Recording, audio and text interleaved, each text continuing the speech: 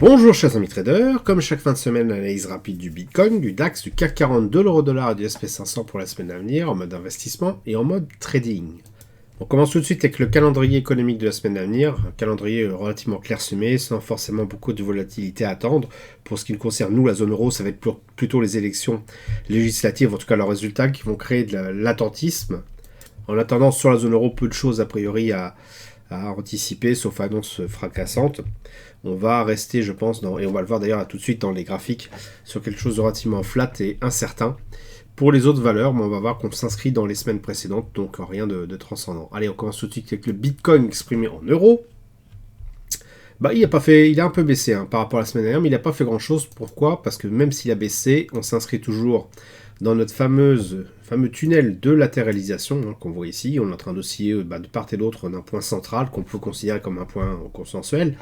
Et pour l'instant, on est revenu dessus. Donc vraiment, tant qu'on n'aura pas cassé ces niveaux supérieurs, donc là des 67 000 et 67 200 euros, pour une continuation à la hausse, ou 54 500, soyons à peu près approximatifs, pour une cassure vers le bas, en fait, on risque de faire ça un petit moment. Donc pas grand chose à dire de plus sur le Bitcoin pour l'instant. Le DAX, quant à lui, a baissé, un peu comme tous les titres importants de la zone euro, tout ce qui est index important étatique de la zone euro. Maintenant, il s'inscrit toujours dans un tunnel de latéralisation, on le voit en semaine. D'ailleurs, si on regarde en journalier, on voit qu'il a même pas fait grand-chose du tout, puisqu'on est toujours autour du point consensuel. Donc je pense qu'il va coller à ce point-là, ce niveau-là, jusqu'à la fin de la semaine, jusqu'au moment où on aura les résultats des élections législatives françaises. Là, certainement, ça va se mettre à osciller. Alors, le CAC 40, lui, il a bien sûr beaucoup plus baissé que le DAX. Ça, c'était la semaine dernière. Cette semaine-là, donc sur les 5 dernières bougies, on voit qu'il a repris un petit peu de poil de la bête, mais que en fait voilà la baisse a vraiment été actée, et si on regarde sur une unité de temps weekly, ça devient extrêmement dangereux, tout simplement parce que on est en train d'arriver vraiment sur le, comme je vous disais déjà la semaine dernière, sur le niveau 50 du RSI. Il est même passé légèrement en dessous, donc comme je le disais, il faut s'attendre pour être sûr à ce qu'il y ait un retournement, à ce qu'il y ait une cassure, un rebond sur les zones des 50, puis ça repart en bas. Là, on pourra valider vraiment un retournement. Pour l'instant, on est toujours à la croisée des chemins, mais encore une fois, l'élan global reste haussier. Si on regarde en weekly et en monthly, on voit que la tendance reste haussière sur le CAC 40, RSI au-dessus de 50, stochastique de même, bougie bien orientée par rapport aux moyennes mobiles, là par rapport au stop loss suiveur. Et donc vraiment, il n'y a pas encore de remise en cause vraiment complète de ce qui se passe au niveau de cette hausse-là, malgré les élections législatives, et on le voit au niveau du graphique, parce que ce RSI est en train certes de frôler le niveau des 50, mais il n'a pas encore acté, on voit par rapport à la semaine dernière, il n'a rien fait de particulier, il n'a pas encore acté de direction. Je pense que cette semaine va être une semaine neutre par rapport à ces foutues élections législatives, et c'est uniquement en fonction de ça qu'on pourra déterminer si ça va partir dans un sens ou dans l'autre. Alors le pronostic est jamais évident. Certains vont dire, en fonction des résultats, si vraiment ça se passe mal, il faut shorter le CAC 40, acheter du BX4.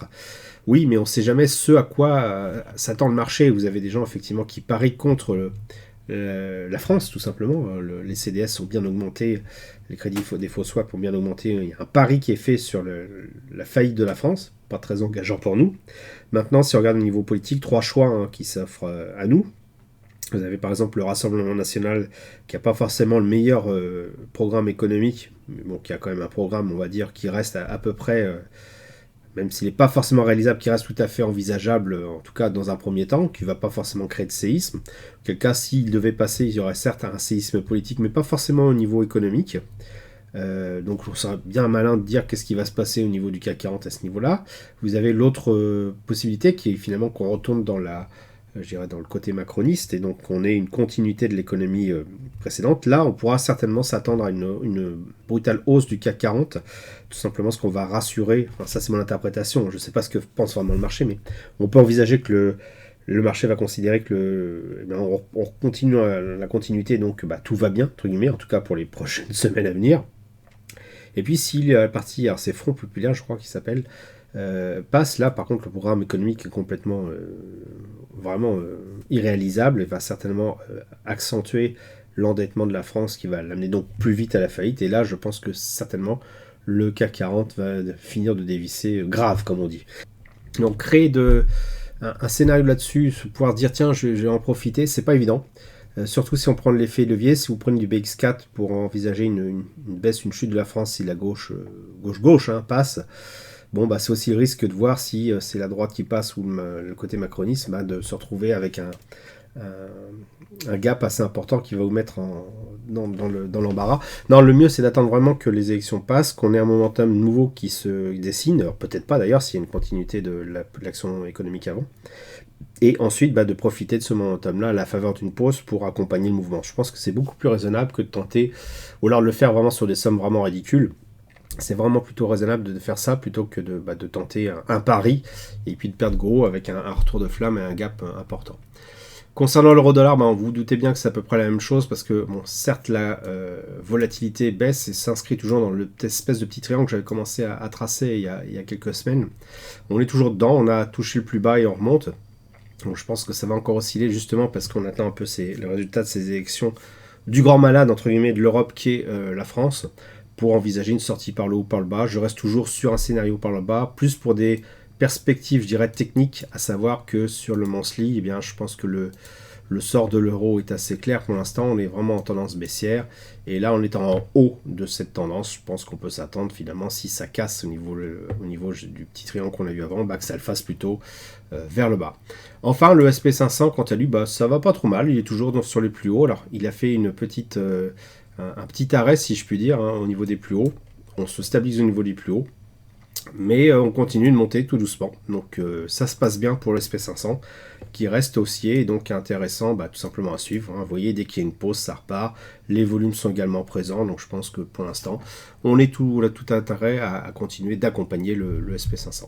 Voilà, j'espère que vous appréciez cette vidéo. On se donne rendez-vous, je dirais, après les élections pour voir un peu ce qu'il en est. Je ferai certainement la vidéo un petit peu plus tard pour donner mes premières impressions.